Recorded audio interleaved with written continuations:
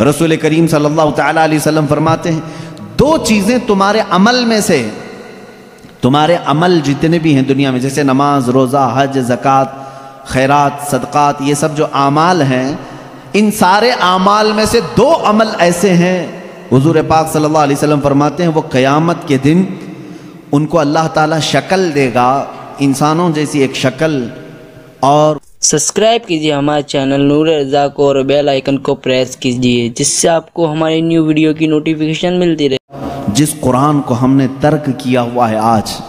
اے میرے عزیز بچوں، آج کی محفل کے بعد میں سب سے کہوں گا عہد کر کے اٹھنا کہ اے اللہ مجھے اس وقت تک موت نہ دے جب تک میرے سینے میں قرآن کا کوئی حصہ نہ آ جائے، اس لیے کہ رسول کریم صلی اللہ علیہ وسلم نے فرمایا جس مسلمان کے سینے میں قرآن کا کوئی حصہ نہیں، حضور پاک صلی اللہ تعالیٰ علیہ وسلم نے فرمایا وہ قبرستان کی طرح ویران ہے۔ جس گھر میں قرآن کی تلاوت نہیں ہوتی وہ گھر ویران ہے، خراب۔ حضور اکرم صلی اللہ علیہ وسلم نے فرمایا وہاں سے فرشتوں کی دوری ہوتی ہے اور شیاطین اور سرکش جنات ان کے گھروں میں بسیرا کرنے لگتے ہیں جن گھروں میں قرآن کی تلاوت نہیں ہوتی۔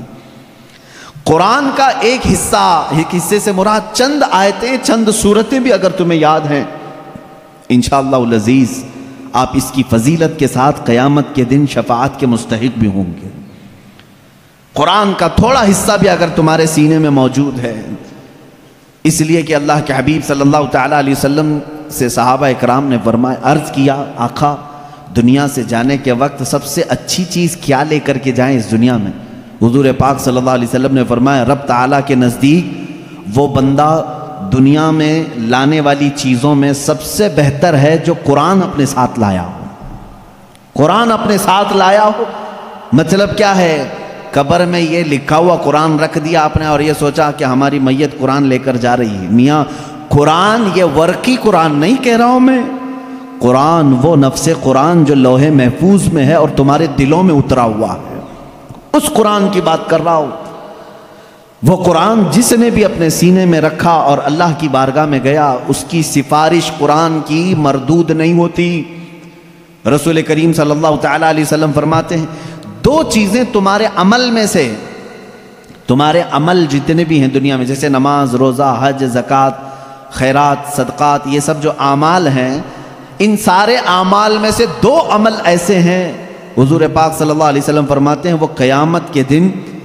ان کو اللہ تعالیٰ شکل دے گا، انسانوں جیسی ایک شکل، اور وہ اپنے ساتھی کی سفارش کرنے کے لیے جھگڑا کریں گے۔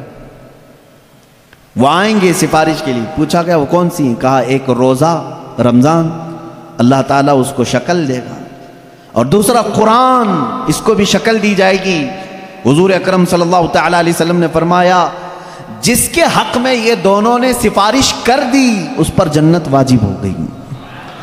اور جس کے خلاف آ کر کے یہ دونوں کھڑے ہو گئے، میرے آقا صلی اللہ علیہ وسلم فرماتے ہیں پھر اس پر دوزخ میں جانا لازم ہو جائے گا۔ اگر یہ دونوں آ کر کھڑے ہو گئے کسی کے خلاف، قرآن اور رمضان کہے گا کہ مولا میں اس کے گھر جاتا تھا، اس نے بے حرمتی کی ہے، میری بے عزتی کی ہے، میں جب جاتا تھا تو یہ بے حیائیاں ویسے ہی کرتا تھا، میرا ادب و احترام کبھی نہیں کیا اس نے۔ اگر رمضان ہمارے خلاف کھڑا ہو گیا اور قرآن اگر یہ کہہ دیا کہ مولا کبھی اس نے مجھے اپنے سینے سے نہیں لگایا، کبھی میری آیتیں تلاوت نہیں کیا، اس کو آج معاف نہ کیا جائے، رب تعالیٰ ان دونوں کی سفارش اس حق میں بھی قبول کرے گا اور دوزخ میں بھیجے گا۔ اللہ کے رسول صلی اللہ تعالیٰ علیہ وسلم جو سید المعصومین ہیں، بخشے ہوئے ہیں،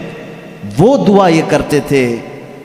اللہم اجعل القرآن حجتا لنا لا حجتا علینا، اے اللہ قرآن کو قیامت کے دن ہمارا سفارشی بنا، ہمارے خلاف مقدمہ کرنے والا نہ بنا۔ اندازہ کرو رسول کریم صلی اللہ تعالیٰ علیہ وسلم جب یہ دعا فرماتے تھے، اس قرآن کو تم ہلکا نہ سمجھو۔ اے مسلمانوں سوچنے کی بات ہے، تمہارے پاس 1000 کتابیں نہیں ہیں، ایک ہی قرآن ہے جس سے ساری امت کو جوڑا گیا ہے۔ اور حد تو یہ بھی ہے اسلام میں، اسلام کے نام پر 70 سے زیادہ فرقے بنے،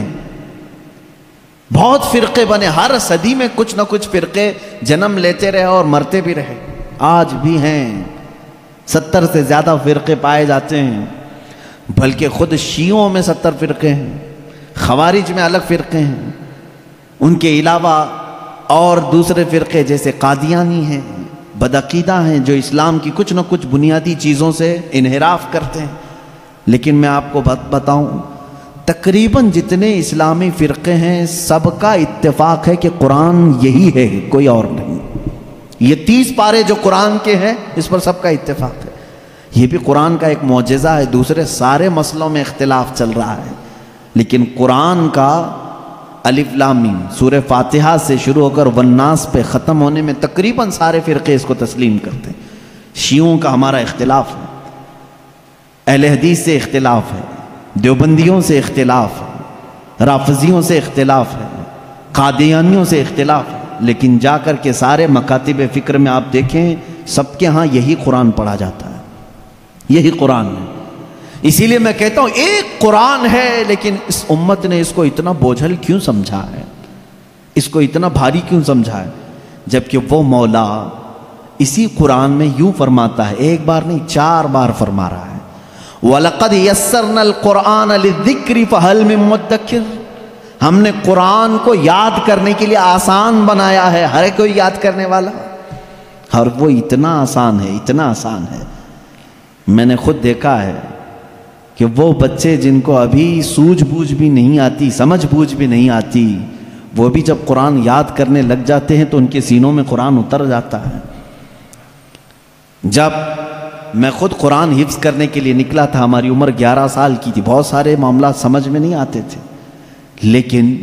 ہم نے تیزی سے یاد کیا، اللہ کا فضل تھا، ہمارے ساتھ کچھ ایسے بھی تھے